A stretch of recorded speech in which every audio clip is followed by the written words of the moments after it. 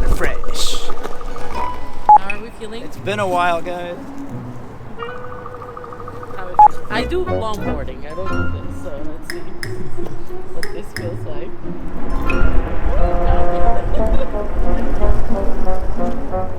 Need a turn, okay? You're doing great.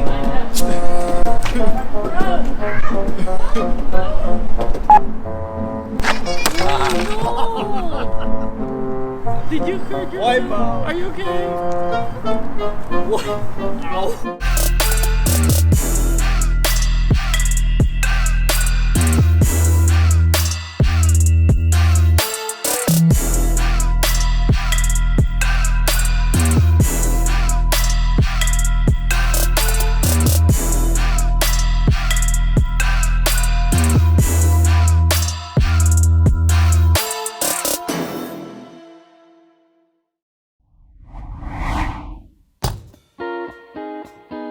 So Dave said he's on his way. Always late. He's always late. I cannot believe this guy. Like, Every time I'm calling him, and then I'm texting him, and he says he's coming, but he's like, oh, I'm gonna on be my like, way. exactly, like 20 minutes late. Oh, Okay, here he comes. Here he comes. Oh. What's up, everybody? Don't mind me, I'm just riding my electric skateboard. Ooh, fancy. Hey guys, Tim here. How's it going, everybody? It's Dave. We are bringing you another episode of Wanderfresh. Tonight we are in Burbank. We're going to check out downtown Burbank. There's a lot of cool little shops, places to eat. They've got the entire street shut down. Yeah, it's pretty cool. They kind of converted everything for COVID so people could sit outside and, have one place to go to enjoy themselves. So we're going to have a good time. We're going to have fun. Yeah. And yeah, we have a special guest. we do. Andrea Vicunia, but you guys can call me Andy. Yep. Yeah, thanks for being with us here today, Andy. Are you ready to have a good time? I'm really excited. I have my mask and we're ready to me walk too. around. Yes, yeah. I'm really happy to be with you guys here and Thank you for being here. Here we Yeah. go, guys. Let's do right. this.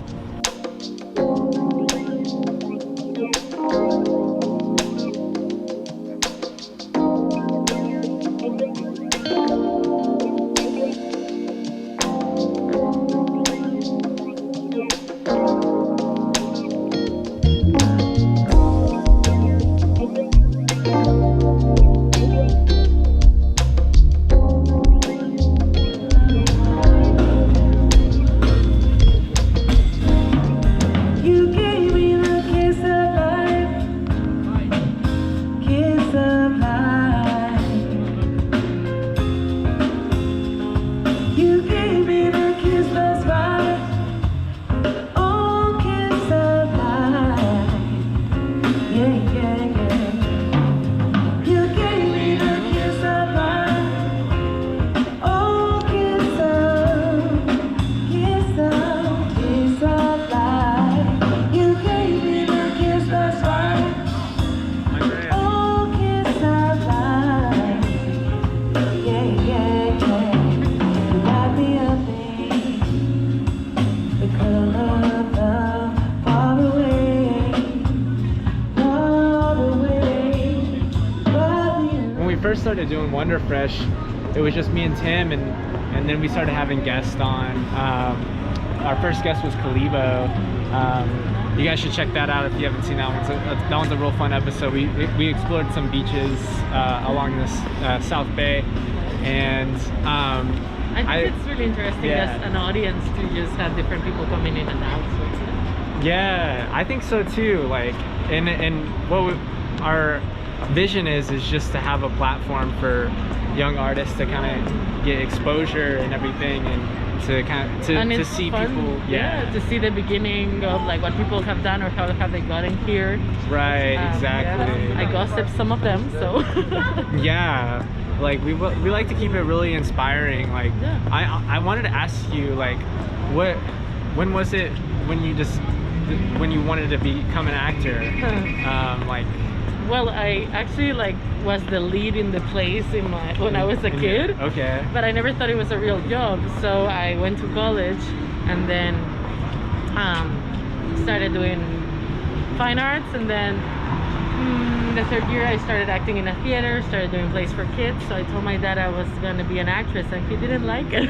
Oh, yeah? Oh, no. What did he want you to be? An economist. He was like, but you're Really? so smart. And I'm like, but that doesn't take from the acting. So, Right. yeah. But I think once I started like making a living, he was like, whatever, do whatever you want. But Right. yeah, I just think like, for me, it's always been like passion driven what I've done. So. Right. Just to watch him die.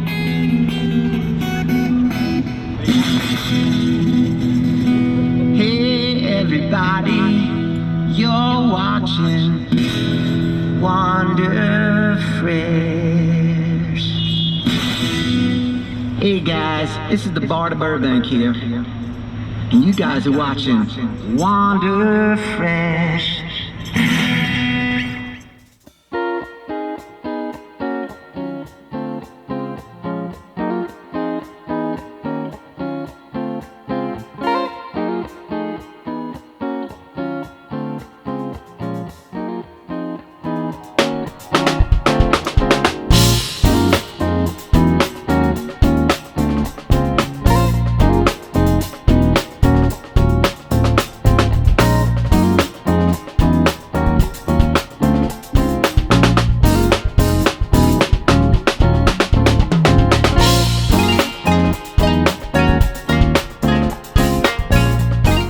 So, Andy, do you have a favorite Pokemon?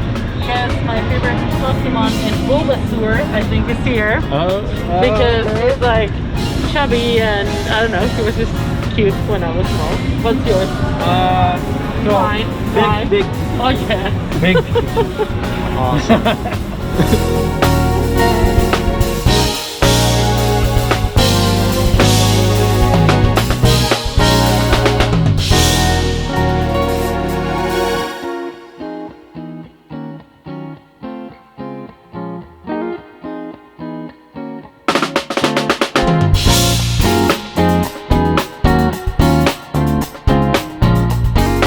So we just finished a wonderful dinner, had a good time over eats and talking and just catching up, and we're gonna sit down now with Andy and we're gonna ask her some questions about her role in the business and just, you know, what she foresees, things like that. So Andy, what do you think, given this year with the pandemic and all the things happening, you know, your knowledge in the industry, what do you think 2021 is going to be like? Do you think it's going to be different? Do you think there's going to be a lot of catching up to do? Do you think there's going to be ripple effects? What do you think is going to happen in 2021?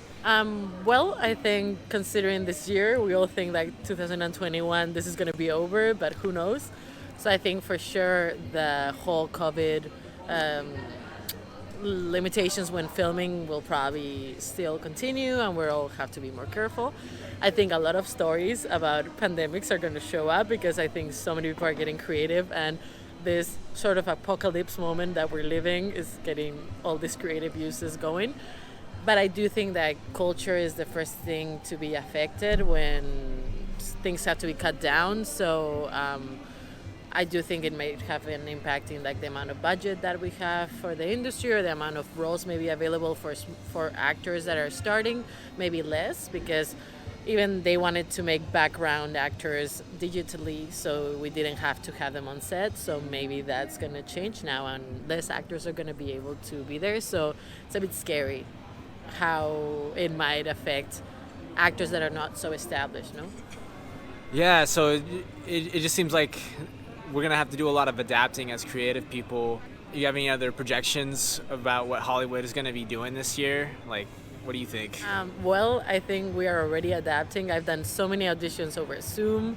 The other day I did a fitting over Zoom. So they were like telling me, do this, do that. So I think everybody's trying to make things work. I know we're doing remote filming. So I believe Disney is doing a series over Zoom. So I think all the industry is trying to adapt in case this continues forever or this happens again. But obviously, I guess the whole idea of what we had of being on set before, or auditioning, or the whole process has to be now changed. So I think a lot of us have had to rethink our roles in this whole industry, sorry. And I think it's a good moment for creatives that know how to do more than one thing, because sometimes now our agents are being like, do you have a camera? Do you know how to film? Can I rely on you for this? So I think this is a good moment for the creative minds that have a lot of talents in them. So yeah. Given the pandemic is now a reality, which we obviously at first didn't think it would be. We thought this thing would like come and go within a couple months like we talked about.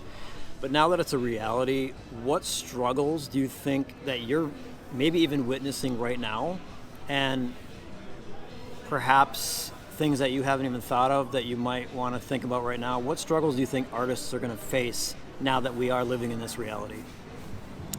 Well, I think living as an artist in LA concretely is hard because of the rent price and everything. So I think before, for me, it was a possibility because I would do a lot of freelancing gigs.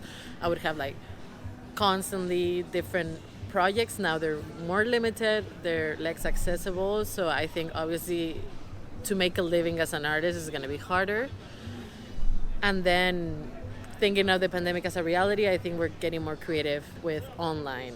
So that's why I think maybe just pitching to projects, trying to be a bit more original in where to look for jobs. But I think the acting websites that I would use before now almost have no castings. Even my agents are a bit like, you can tell that there's less jobs coming in. So I think all of the artists' life has to be a bit rethought, and probably we all have to get side gigs or do other things meanwhile. I think it's a good moment to be creative, to just maybe like write a lot of scripts and keep them on deck for the future. But I think obviously now making things a reality is a bit harder. But hey, you always have crazy people like us that are making fun things for others to watch. So I think we just have to keep thinking of other ways and other outlets. Do you see it being harder to break through as an artist? Like, you think it's going to be harder or easier? Consistency, just making content all the time and not letting it be like a flash of I'm going to create something and then forget. But I think like now with all the availability we have on social media, you can get fans from anything, and people seem to like have niche. So I think you just have to find your niche or what people would like to see. But I do think like there's more possibilities because there's more platforms. I don't know if that can directly get you a deal to be acting on something that you'd like, but I think like as a creative endeavor, I think we have a lot of outlets, yes. What platforms do you think work the best for getting noticed, especially for artists in your role? So the obvious one is YouTube, but now, for example, Facebook has Facebook Watch. Vimeo, like Amazon, lets you put content there. There's a platform for female filmmakers called Huhaha, where some of my short films are. So I think you just have to, again, find your niche and find the audience that would like to see that. Instagram is a great place too. Like I use that a lot to just like keep uploading content.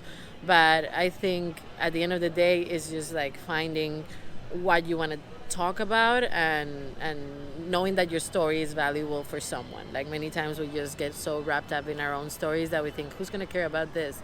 But we do. What's your best advice for success? Is it making your own projects or being a part of other people's projects? What's your advice for standing out amongst the industry professionals? Well, So big.